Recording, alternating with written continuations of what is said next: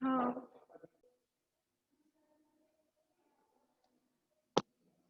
Asymmetric energy, तो asymmetric effect कहां से आएगा? Due to excess of neutrons. Excess of neutrons कितना होगा आपका? n minus Z. ठीक है, तो एसिमेट्रिक एनर्जी जो है वो आपकी प्रोपोर्शनल होती है, excess of neutrons and inversely proportional to होती है मास नंबर। इनवर्सली प्रोपोर्शनल होती है मास नंबर। मास नंबर के ये तो आपको समझ में आ गया कि एसिमेट्रिक इफेक्ट आता है due to excess of neutrons, तो एक्सेस ऑफ न्यूट्रॉन्स की ये प्रोपोर्शनल हो जाएगा। बट इनवर्सली प्रोपोर्शनल क्यों है मास नंबर की? एसिमेट्रिक एनर्जी मास नंबर की इनवर्सली प्रोपोर्शनल क्यों है? बिकॉज देखो, जैसे जैसे आपका मास नंबर इंक्रीज होता है, मास नंबर इंक्रीज होगा तो आपका क्या है, आपको मैंने ये बताया था हैवी न्यूक्लियाई के लिए अनस्टेबल होते हैं, बिकॉज वहां पर ये वेरिएशन बहुत ज्यादा होता है, और लाइट न्यूक्लियाई में ये वेरिएशन बहुत कम होता है, मतलब मास नंबर लेस देन 20। जो लाइट न्यूक्लियाई होंगे वहां पर ये वेरिएशन बहुत कम होता है। बट जैसे जैसे आपका मास नंबर इंक्रीज होगा, एसिमेट्रिक इफेक्ट भी आपका क्या होगा? इंक्रीज होना चाहिए ना। हाँ,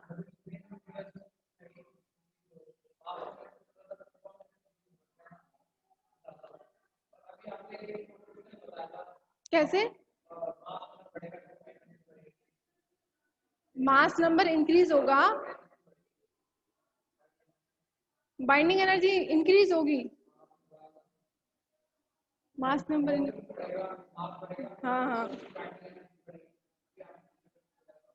वॉल्यूम इंक्रीज होगा तो आपके मैंने क्या बताया था उसमें, वॉल्यूम इंक्रीज होगा तो ये इंक्रीज होगा, बिकॉज वहां पे वो इफेक्ट लिया था मैंने कि जब वॉल्यूम इंक्रीज होगा तो number of neutron proton increase होंगे, और न्यूट्रॉन प्रोटॉन के बीच में क्या लगता है? स्ट्रॉन्ग इंटरेक्शन, तो स्ट्रॉन्ग इंटरेक्शन इंक्रीज होगा, इसलिए वहां पर बाइंडिंग एनर्जी इंक्रीज बताई थी मैंने। ठीक है, अब यहाँ पर बात कर रहे हैं आप वेरिएशन की, कि हैवी न्यूक्लियाई में ये वेरिएशन ज्यादा होता है कि नंबर ऑफ न्यूट्रॉन्स जो है, हाँ यहाँ पर माइनस आ रहा है ना, फिर इसलिए माइनस आ रहा है, इसलिए आप करेक्ट है।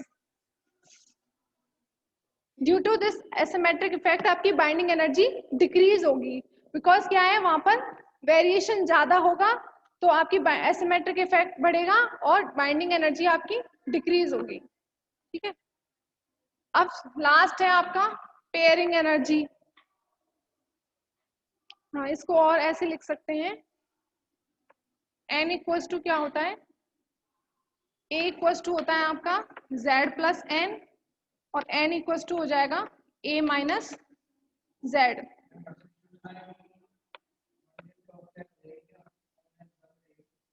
ऑफलाइन ही चल रही है, कॉलेज में आ जाओगे तो ऑफलाइन है, घर पे रहोगे तो ऑनलाइन है, इससे अच्छा और क्या हो सकता है? n इक्वल्स टू, अब देखो यहाँ पर एक मास नंबर क्या होता है? Number of neutrons plus proton, तो नंबर ऑफ न्यूट्रॉन क्या हो जाएगा? a माइनस जेड, तो n का वैल्यू आप यहाँ पर पुट करेंगे a माइनस जेड, तो इसको क्या लिख सकते हैं? a माइनस 2z का होल स्क्वायर बाई a। ठीक है,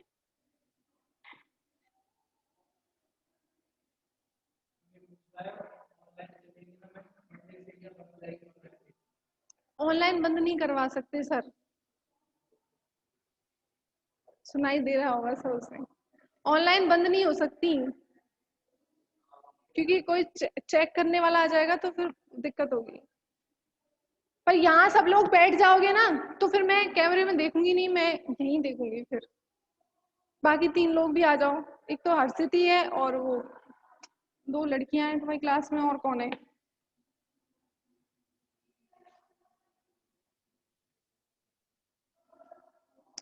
ई ए इक्वल्स टू हो गया minus a minus 2z square by a। Last है अब आपकी पेयरिंग एनर्जी। नोट्स ये रखे सामने, घर पे देने नहीं आऊंगी मैं।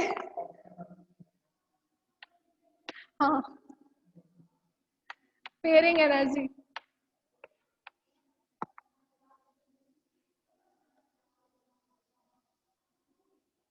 देखो न्यूक्लियस की एक टेंडेंसी होती है कि उसमें पेयर फॉर्म हो, ठीक है, अब नंबर ऑफ न्यूट्रॉन्स आपके इवन होंगे और नंबर ऑफ प्रोटॉन्स भी आपके इवन होंगे।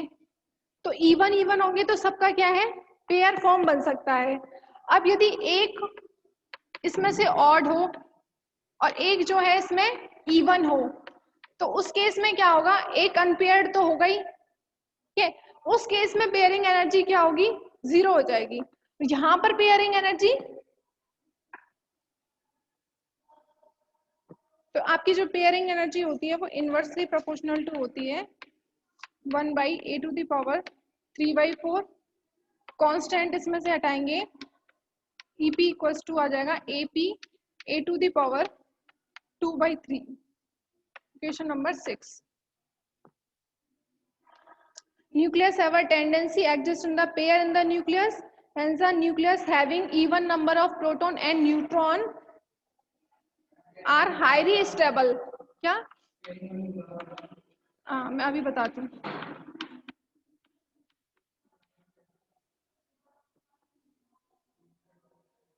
ठीक है, और जिनमें ये होगा कि वेरिएशन होगा, इवन ऑड इवन न्यूक्लियाई होंगे।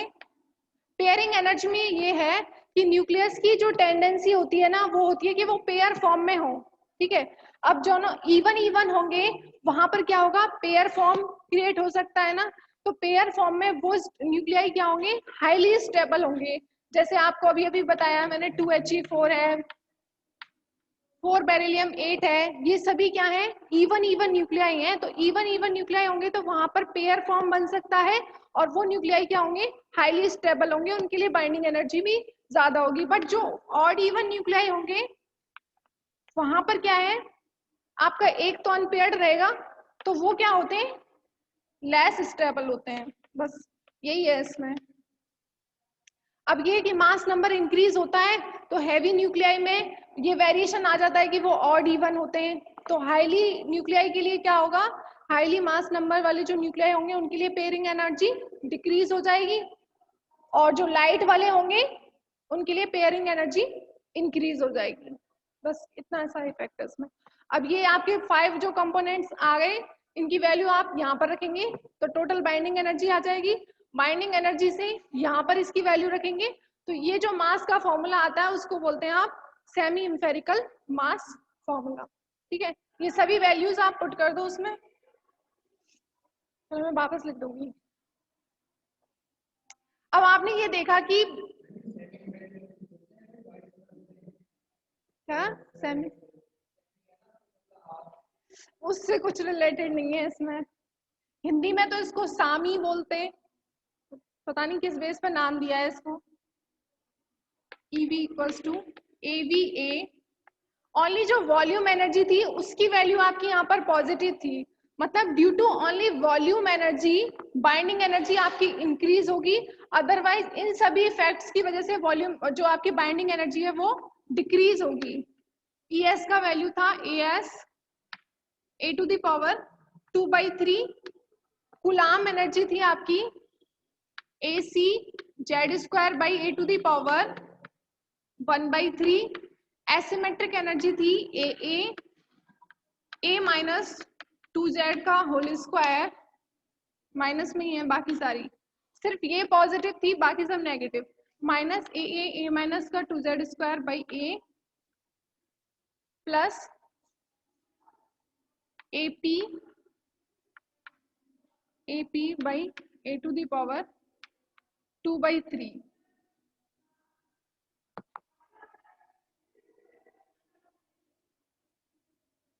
जो आपकी पेयरिंग एनर्जी लिखी थी ना मैंने लास्ट में, इसमें AP डिवाइड बाई a⁴ था, तो जो AP जो वैल्यू है इसकी वैल्यू +1, 0 एंड -1 हो सकती है। 0 जब, +1 जब होगी जब न्यूक्लियाई इवन हो, ठीक है, और ऑड न्यूक्लियाई के लिए -1 है, और इवन ऑड न्यूक्लियाई के लिए इसकी वैल्यू 0 होगी क्योंकि वहां पर पेयरिंग फॉर्म नहीं होगा। और ऑड की भी तो पेयर फॉर्म बन सकता है ना, दोनों ऑड होंगे तो 3 क्या हो जाएगा, 6 हो गया, तो वहां पर पेयर फॉर्म बन सकता है। तो ऑड और न्यूक्लियाई के लिए इसकी वैल्यू -1, इवन के लिए +1, इवन ऑड के लिए 0। ठीक है, तो यहाँ पर इसको मैंने प्लस माइनस लिख दिया है। ठीक है,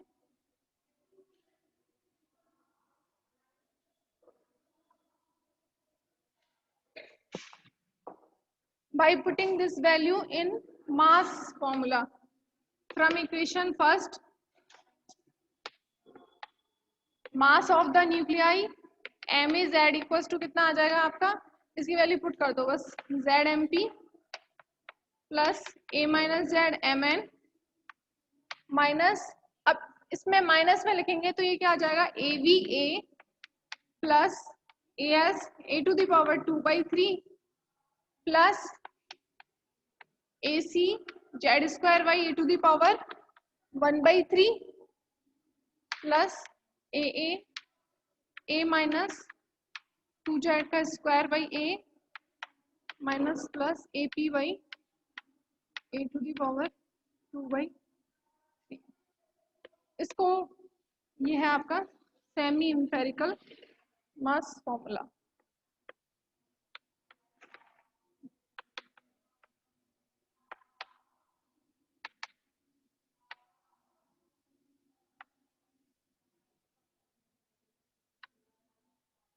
यूजिंग लिक्विड ड्रॉप मॉडल।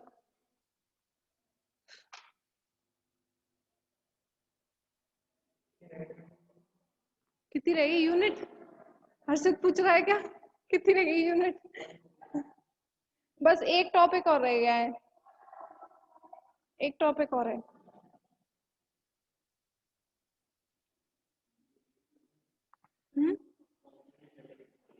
कौन सी यूनिट चल रही है? फोर्थ चल रही है। हाँ चौथी होने वाली है।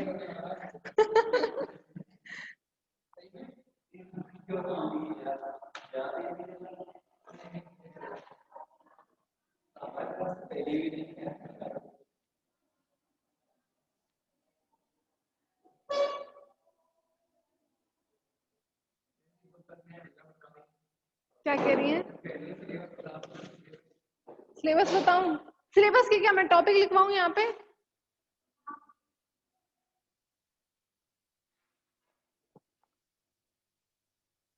कल तुम सब लोग आ जाना, फिर यहाँ पे अपनी सारे डाउट पूछ जाना, सब कुछ नोट्स वोट्स ले जाना, सब कुछ ले जाना। कल सारा सिलेबस बता दूंगी, सब कुछ बता दूंगी।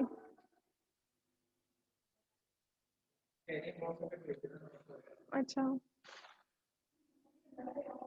वही तो कर।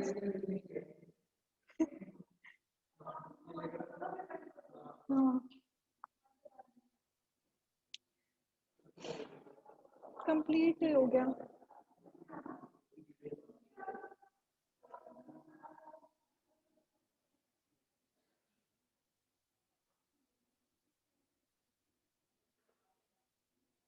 बुक है ना तुम्हारे पास? अब पेज नंबर निकालो, इसमें कुछ क्वेश्चंस हैं। पेज नंबर 100 से ही स्टार्ट कर लो, 100 से। अब ये वाला फॉर्मूला यूज करके ही या तो आपसे बाइंडिंग एनर्जी पूछा है या मास पूछा है। ठीक है, तो पेज नंबर 100 पर ये सभी क्वेश्चंस हैं, जिसमें क्या है, आपको ये कांस्टेंट की वैल्यू गिवन है, ए बी ए एस ए सी ए सभी कांस्टेंट की वैल्यू गिवन है। तो और इसमें न्यूक्लियस भी आपको गिवन है, तो आप मास नंबर और जेड की वैल्यू आपको पता चल जाएगी।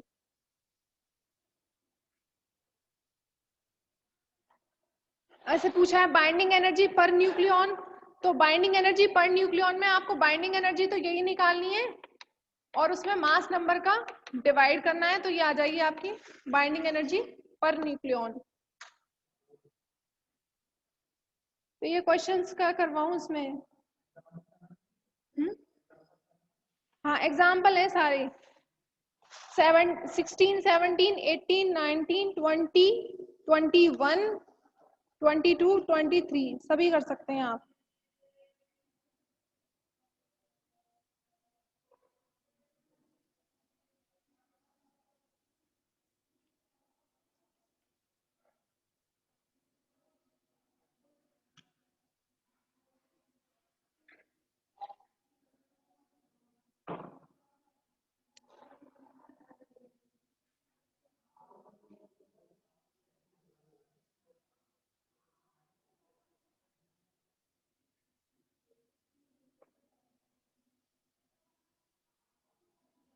कल ये यूनिट आपकी खत्म हो जाएगी। एक तो रह गया आपका NYZ stability, nuclear stability, NYZ graph.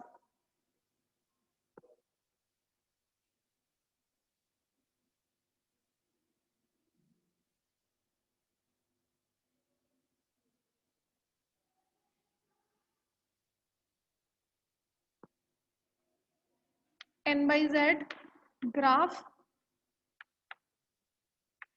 इसको आप बोलते हैं, एक तो सैगर ग्राफ भी बोलते हैं इसको, न्यूट्रॉन प्रोटॉन ग्राफ भी बोलते हैं, और न्यूक्लियर स्टेबिलिटी।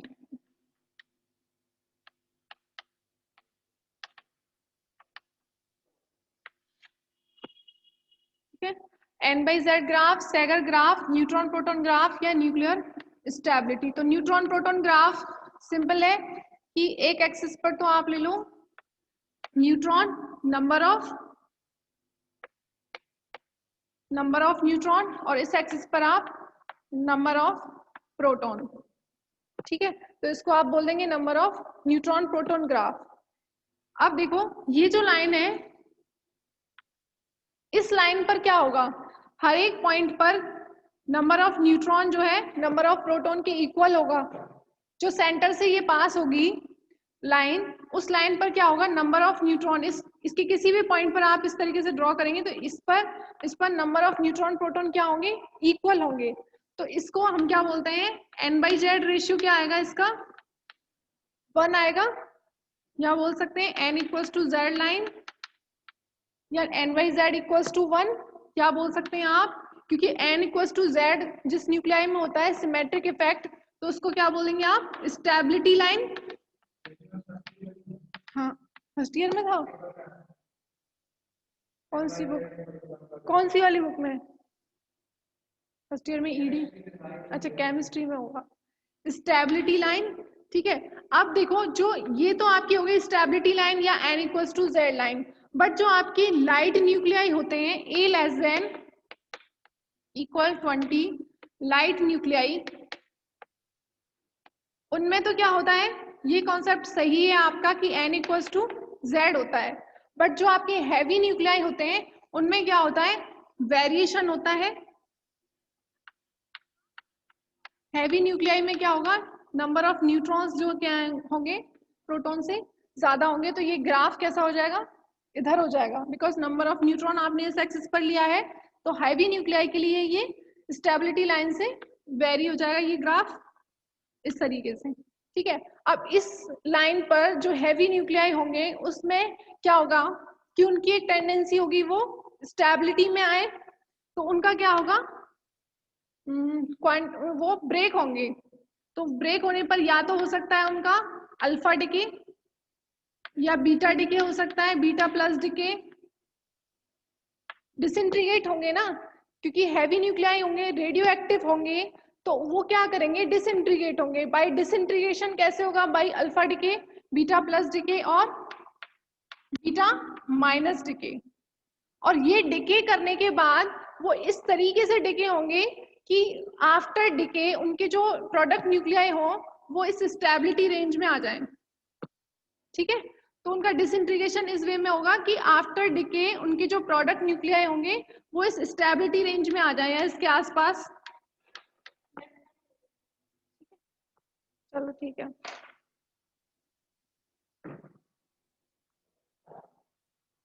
हुए